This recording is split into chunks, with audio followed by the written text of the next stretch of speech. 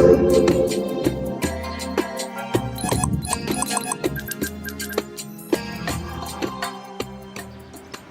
آله وأصحابه كرام الفاتحة. أعوذ بالله من الشيطان الرجيم. بسم الله الرحمن الرحيم. الحمد لله رب العالمين الرحمن الرحيم مالك يوم الدين. إياك نعبد وإياك نستعين. اهدنا الصراط المستقيم صراط الذين أنعمت عليهم غير المغضوب عليهم ولا الضالين آمين. السلام عليكم ورحمة الله وبركاته.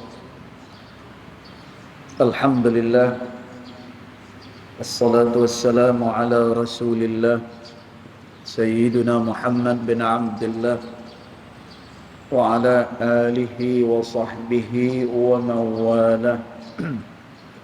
أشهد ونشهد أن لا إله إلا الله وأشهد أن محمدا عبده ورسوله. اللهم فصل وسلم على سيدنا محمد عبدك ورسولك النبي الأمي وعلى آله وصحبه وبارك وسلم. ثم أقول رب اشرح لي صدري ويسر لي أمري واحلل عقدة من لساني يفقه قولي يفقه قولي يفقه قولي. أما بعد، قال الله سبحانه وتعالى في تنزيله: لقد كان لكم في رسول الله أسوة حسنة. صدق الله العظيم. ربي أدخلني مدخل صدق وأخرجني مخرج صدق واجعل لي من لدنك سلطانا نصيرا. إلهي أنت مقصودي ورضاك مطلوبي فأعطني محبتك ومغرفتك يا أرحم الراحمين. Alhamdulillah, yang pertama-tamanya kita merafakkan kesyukuran kehadiran Allah Subhanahu wa taala, yang mana dengan limpah kurnia dan juga dengan rahmatnya, alhamdulillah, pada pagi ini kita sekali lagi sama-sama dapat hadir ke dalam rumah Allah Subhanahu wa taala ini, dan kita minta dengan Allah taala mudah-mudahan salat kita, zikir kita dan doa kita ianya akan diterima pada sisi Allah Subhanahu wa taala. Allahumma amin. Tuan-tuan puan-puan yang dirahmati Allah sekalian, pada pagi ini kita nak tengok satu hadis sahaja secara ringkas, kerana kita pada pagi ini pun rasa hangat, panas. Nah, ini adalah disebabkan masjid kita tengah buat apa ni, servis aircon kan. Jadi apa ni, ada tu depa nak cuci dululah apa semua sekali tu yang hangat sikit lah. Insya-Allah. Nah, tapi jangan tak main Jumaat pula sekali kan. dia pergi cari tang mana-mana yang ada aircon kuat ke apa kan. Insya-Allah. Tapi insya-Allah mungkin tengah hari saat ni kalau buka semua sekali ni, macam pintu nila ni kita buka ni, insya-Allah dia angin dia masuk insya-Allah. Baik tuan-tuan, jadi pada pagi ni kita nak tengok sikit dah hangatnya pasal. Jadi kita tengok sikit hadis, salah satu daripada hadis yang diriwayatkan daripada Al-Imam Al-Bukhari rahimahullahu ta'ala, yang mana hadis ni dia nak terang kepada kita berkenaan dengan jalan-jalan untuk menjadi orang-orang yang mulia pada sisi Allah Subhanahu wa ta'ala. Dan hidup ni Tak ada apa lagi dah kita punya tujuan kita. Melainkan hanya kita nak menjadi orang-orang yang mulia pada sisi Allah Subhanahu wa taala. Kalau kita dapat rezeki, kita nak rezeki yang diberkati oleh Allah taala. Kalau kita ada keluarga, kita nak keluarga yang diberikan barakah oleh Allah taala. Kalau kita ada ilmu misalnya, kita nak ilmu itu adalah ilmu yang diberkati oleh Allah Ta'ala.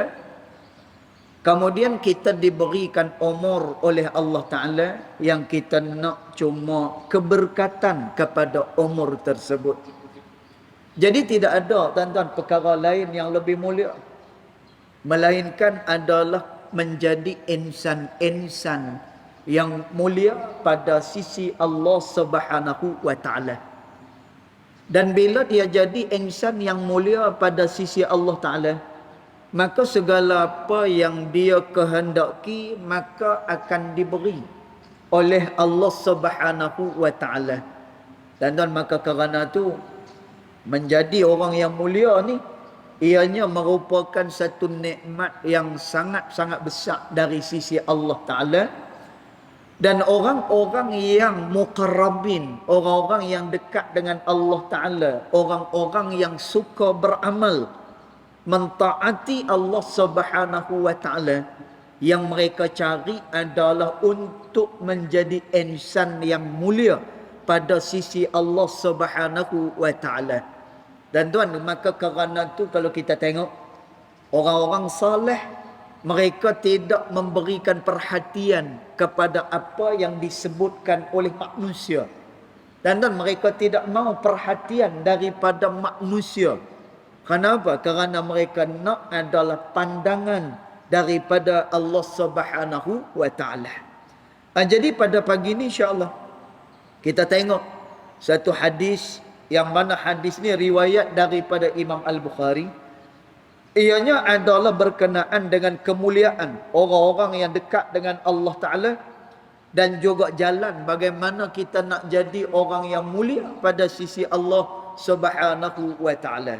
Maka dia kata, An Abi Hurairah radhiyallahu anhu qala, daripada Sayyiduna Abu Hurairah radhiyallahu anhu, dia telah berkata, qala Rasulullah sallallahu alaihi wasallam, maka satu hari Nabi SAW dia telah berkata, Inna Allah Ta'ala qal, sesungguhnya Allah Subhanahu wa Ta'ala, ni Nabi sebut. Inna Allah Ta'ala qal, sesungguhnya Allah Ta'ala dia telah berkata, Man adali waliyan, siapa-siapa dia yang bermusuhan dengan wali-wali aku, kata Allah Ta'ala. Dan mula-mula Allah Subhanahu wa Ta'ala dia terangkan kepada Nabi SAW berkenaan dengan orang-orang yang tak suka kepada wali-wali Allah Ta'ala. Dan siapakah dia wali-wali Allah Ta'ala? Kita dah sebut banyak kali, terutamanya dalam pengajian kita pada hari Isnin.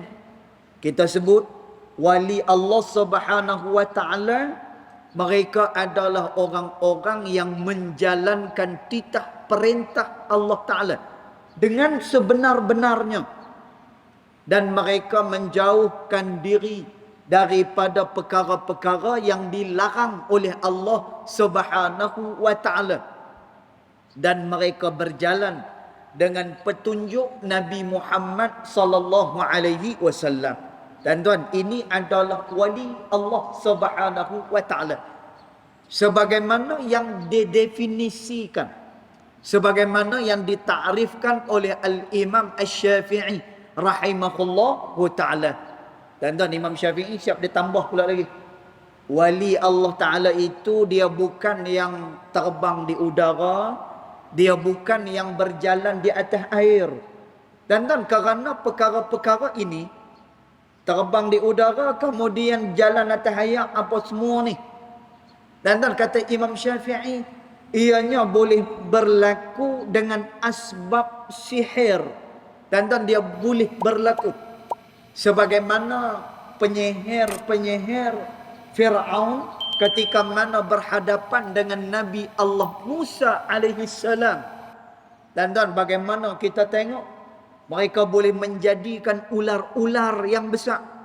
Dan ni adalah berlaku dengan asbab daripada sihir itu tadi. Dan maka kata Imam Syafi'i, wali Allah Subhanahu wa taala adalah orang-orang saleh yang taat dengan Allah, kemudian dia menjauhkan diri dia daripada segala yang dilarang oleh Allah Taala. Lalu Allah Taala beritahu kepada Nabi SAW, man adali waliyan, siapa-siapa dia yang tak suka, siapa-siapa dia yang dia menyelisihi dan juga dia bermusuhan dengan para wali-wali Allah Ta'ala, faqad adhantuhu bil harbi. Dan ni ancaman daripada Allah Ta'ala. Jaga-jaga, kata Allah Ta'ala. Kalau kamu tak suka dengan orang baik, kamu tak suka dengan wali-wali Allah Ta'ala. Dan kita pun pelik. Apa yang dia tak suka dengan wali-wali Allah Ta'ala ni pun kita tak tahu.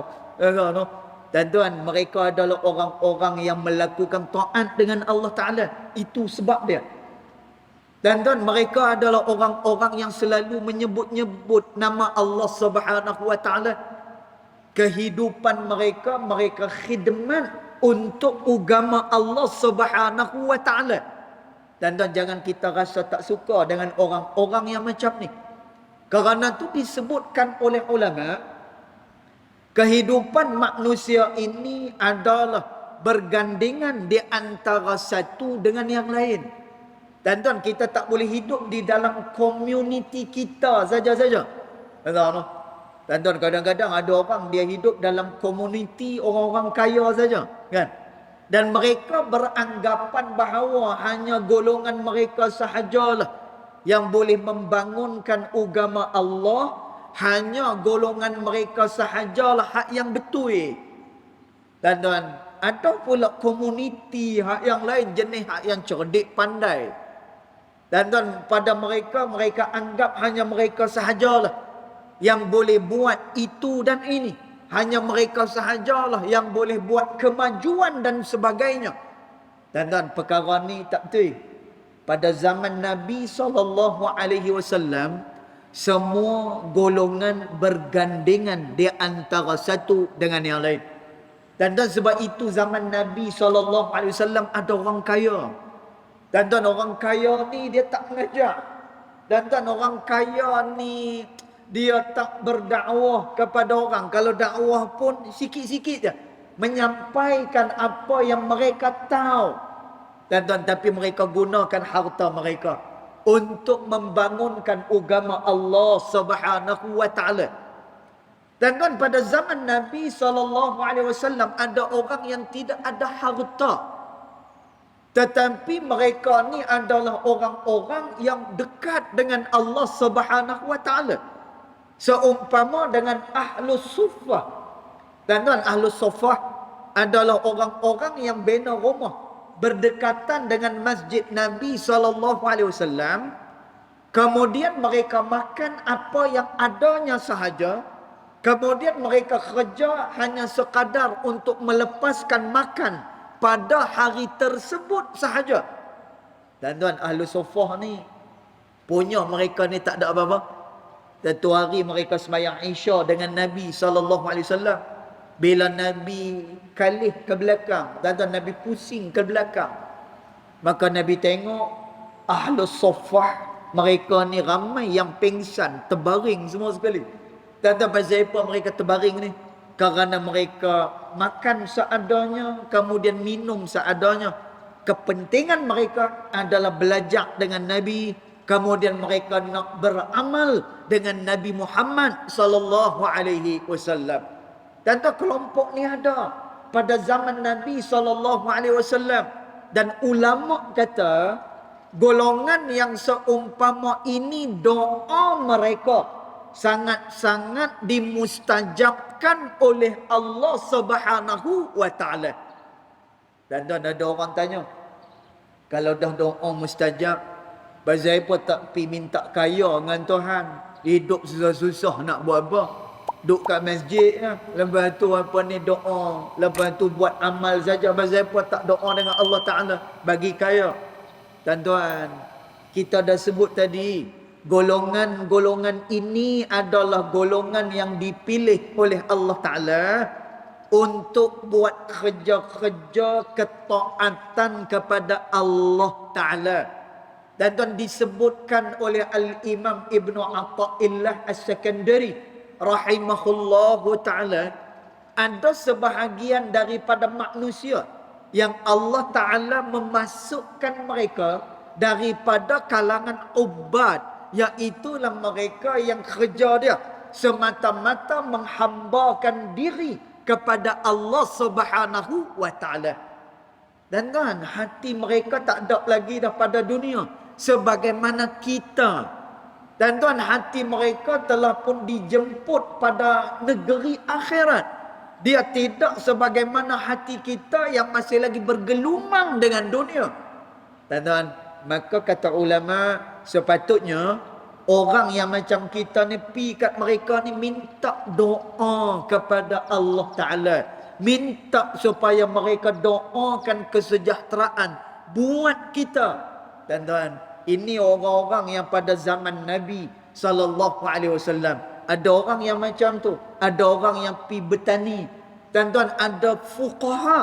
Ada orang-orang yang pi mendalami ilmu-ilmu agama. Lalu mereka pi ajar kepada orang-orang yang tak mengerti agama. Dan tuan, mereka hidup bergandengan dia antara satu dengan hak yang lain. Jadi kata Nabi SAW, Allah Subhanahu wa Ta'ala sebut, siapa-siapa dia yang tidak suka dengan wali-wali Allah Ta'ala, faqad adzantuhu bil harbi, maka ketahuilah aku mengisytiharkan perang atas mereka, kata Allah Ta'ala. Dan tuan, maknanya apa? Orang yang berperang dengan orang-orang yang baik, orang yang berperang dengan orang-orang yang menjalankan titah perintah Allah Ta'ala. Dan tuan, dia tak suka, dia memusuhi orang-orang baik. Dan tuan, jaga-jaga, Allah isytihar perang atas mereka ni. Dan tuan, ulama sebut bagaimana Allah Subhanahu wa Ta'ala perangi akan manusia-manusia ni. Dan tuan, Allah Ta'ala perangi mereka itu tadi dengan Allah Subhanahu wa Ta'ala akan berlepas diri daripada hamba-hamba yang tidak suka kepada wali-wali Allah Subhanahu wa Ta'ala. Dan tuan, kalau Allah Ta'ala dah berlepas diri daripada manusia, nak buat apa lagi? Sedangkan Allah Subhanahu wa Ta'ala kata, tempat duduk yang diduduki oleh manusia itu adalah diberi oleh Allah Ta'ala. Tuan-tuan, ni tempat duduk kita ni. Tuan-tuan, memanglah kalau kita tengok pada zahirnya, rumah itu kita bina. Tuan-tuan, duit itu kita pi cari siang malam. Tuan-tuan, tetapi pada hakikatnya, seluruh daripada apa yang didapatkan oleh manusia, ini adalah pemberian daripada Allah Subhanahu wa Ta'ala. Dan Allah Ta'ala sebut perkara ni, tempat duduk yang kamu duduk diberi oleh Allah Ta'ala. Kemudian rezeki yang kamu makan, yang kamu minum, ianya juga adalah pemberian dari Allah Subhanahu wa Ta'ala. Dan tuan, bila mana Allah Ta'ala melepaskan diri dia daripada hamba-hamba dia ni, dan tuan, maka tak boleh hidup lagi dah manusia ni.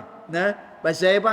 Kerana dia terlepas daripada tali Allah Subhanahu wa Ta'ala. Dan tuan, ni nak cerita mulianya orang-orang yang dekat dengan Allah Ta'ala. Nak cerita mulianya para wali-wali Allah Subhanahu wa Ta'ala, sehingga kan mereka ini dijaga dan dimuliakan oleh Allah Subhanahu wa Ta'ala. Dan tuan, kemudian pada ibarat yang berikutnya, dan tuan, maka Allah Ta'ala habaq. Dan tuan, ulama kata, setelah Allah Ta'ala terang kemuliaan para wali Allah Subhanahu wa taala ni, maka Allah Taala pun beritahu macam mana cara untuk kamu jadi orang yang mulia, macam mana cara untuk kamu jadi seperti wali-wali Allah Subhanahu wa taala. Dan tuan, bila kita sebut wali-wali Allah Taala tadi merujuk kepada apa yang kita sebut tadi ni, iaitulah menjadi orang-orang yang saleh pada sisi Allah Taala. Dan maka Allah Taala dia beritahu, وَمَا تَقَرَّبَ إِلَيَّ عَبْدِي بِشَيْءٍ, kata Allah Ta'ala, أَحَبَّ إِلَيَّ مِمَّا افْتَرَضْتُ عَلَيْهِ, dan tidaklah seseorang hamba aku itu dia dekat kepada aku dengan perkara yang lebih aku sukai, مِمَّا افْتَرَضْتُ عَلَيْهِ, daripada perkara yang aku fardukan ke atas dia, kata Allah Subhanahu wa taala. Dan tuan, ini adalah jalan yang pertama sekali untuk menjadi orang yang dikasih oleh Allah Taala, untuk menjadi orang yang dimuliakan oleh Allah Subhanahu wa taala. Dan tuan, apa dia? Dia melakukan perkara yang difardukan oleh Allah Subhanahu wa taala. Dan ni yang pertama sekali. Nah, dia buat perkara-perkara yang difardukan oleh Allah Taala. Dan tuan, kata Imam Ghazali rahimahullah taala. Dan ni saya nak sebut kerana ada sebahagian daripada orang, nah, dia tidak memandang kepada perkara yang difardukan oleh Allah Taala ni. Dia tengok perkara yang fardu ni adalah perkara yang sangat-sangat ringan. Dan sehingga kan ada orang dia tak mau buat perkara yang fardu. Dia suka buat perkara-perkara yang disunatkan pada syarat saja. No? Seumpama apa? Dia tak tinggal solat sunat duha. Yang ni dia tak tinggal. Pasal apa? Dan kerana solat sunat duha ni dia mendatangkan apa? Kebaikan, dia mendatangkan kekayaan dan menjauhkan manusia daripada kefakiran. Dan maka kita rajin untuk melaksanakan solat sunat duha ini. Dan tapi benda yang fardu, dan kadang-kadang kita pergi tinggal benda fardu. Ni tak lama lagi nak Ramadan. Nah, ramai orang yang dia rajin buat solat sunat tarawih, tetapi dia tak rajin nak dirikan solat yang fardu satu hari 5 kali. Dan yang ni dia tak mau buat. Tarawih dia buat. Nah, pasal apa? Oh, tarawih ni dia kata ada keutamaan dia pada bulan Ramadan ni. Tarawih ni Masya Allah kita banyak sujud dengan Allah Ta'ala. Dan lah sekali apa dia? Solat Isya dia tak buat, pergi solat tarawih. Dan jadi tengok apa yang Allah Subhanahu wa taala sebut. Kata Allah Subhanahu wa taala, jalan untuk menjadi orang-orang yang mulia pada sisi Allah Taala adalah melaksanakan apa yang aku fardukan ke atas mereka, kata Allah Taala. Dan kata Imam Ghazali rahimahullah taala, perbezaan di antara benda fardu dan juga dengan benda yang disunatkan. Dan benda yang fardu ini, kata Imam Ghazali rahimahullah taala, ianya adalah ibarat modal kepada orang yang berniaga. Dan boleh kita bayang tak? Nah, betapa punya besar apa ni perkara yang difardukan oleh Allah Subhanahu wa taala ini. Ianya ibarat modal, kata Imam Ghazali, kepada orang-orang yang berniaga. Dan orang berniaga ni esok-esok nanti dia dapat keuntungan.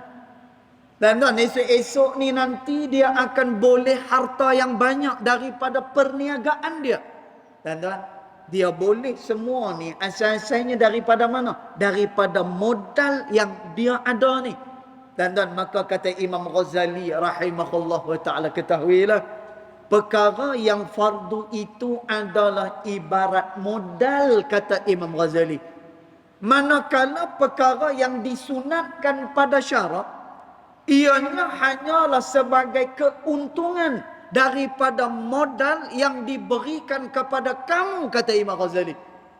Tuan-tuan, maknanya apa? Orang ni kalau dia nak dapatkan keuntungan, maka hendaklah dia terlebih dahulu mendahulukan perkara yang difardukan oleh Allah Subhanahu wa taala.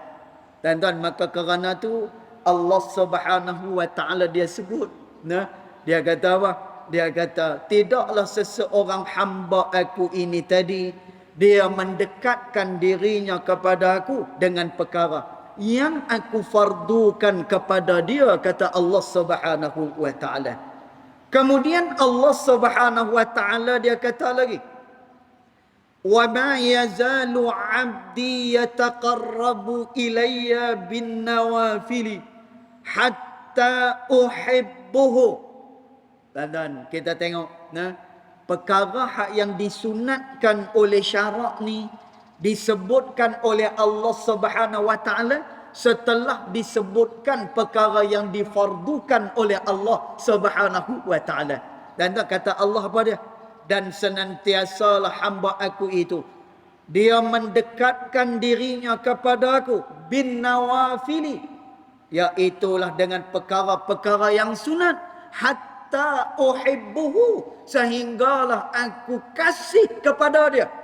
Dan daripada apa yang disebut oleh Allah Subhanahu wa taala ni, maka ianya memberikan pelajaran dan gambaran kepada kita.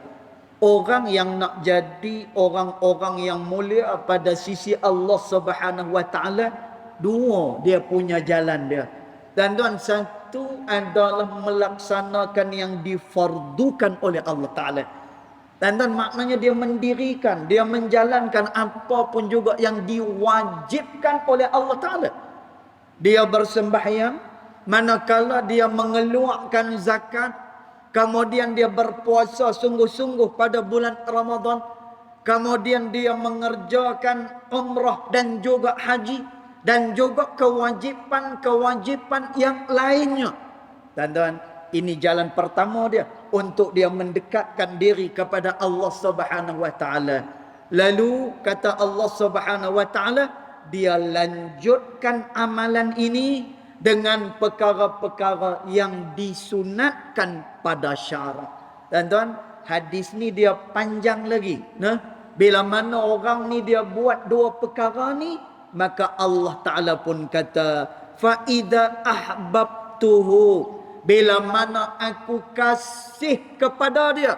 Tuan-tuan tengok, maknanya orang ni dia mendapatkan kasih sayang Allah Ta'ala ketika mana dia melaksanakan yang diwajibkan oleh Allah, dan ketika mana orang tersebut dia melaksanakan nawafil yang disunatkan pada syarak kita. Tuan-tuan, maka mudah-mudahan kita diberikan apa? Kekuatan oleh Allah Subhanahu wa taala untuk sama-sama kita melakukan amal kepada Allah Subhanahu wa taala.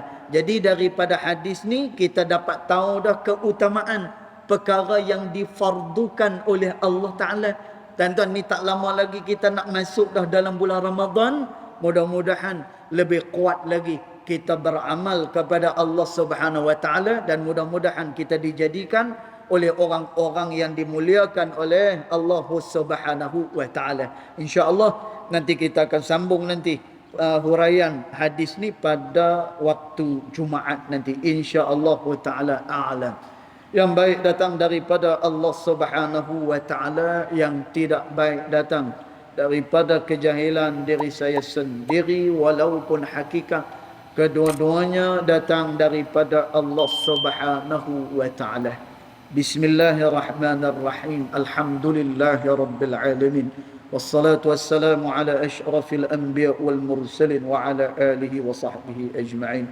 Allahumma ighfir lana ma akhta'na wa ma ta'ammudana wa ma asrarna wa ma a'lanna wa ma anta a'lamu bihi minna, antal muqaddim wa antal muakhir, la ilaha illa anta subhanaka inna kunna minadh dhalimin. Wa sallallahu ala sayyidina Muhammad wa ala alihi wa sahbihi wa baraka wa sallam.